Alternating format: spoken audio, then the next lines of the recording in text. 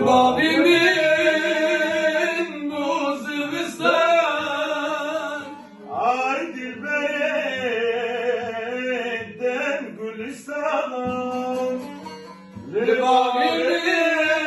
Babimin bu zıvıstan, Ay dilberetten Gülistan, çelmesi bu babu bistan, virane zin malen kharan. Ay dilbere khemen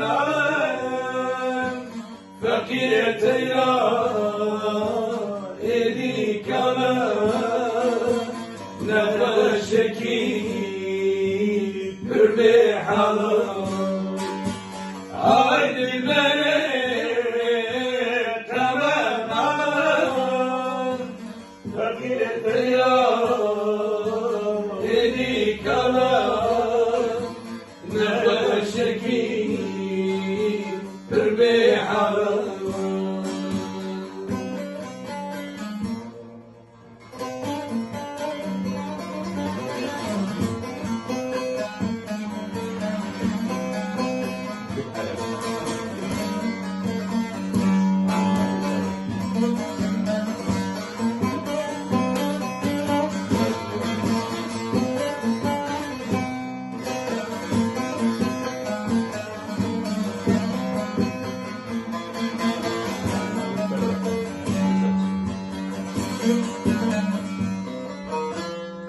Hem gülü hem rihani, hem derdi hem dermani.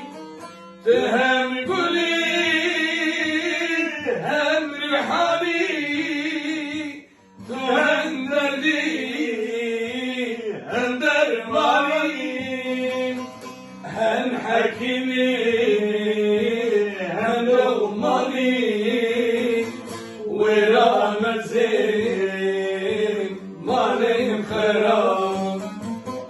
Ay dilbere khemen fakir ya edi kalan nefeşeki pür be halan. Ay dilbere khemen fakirete ya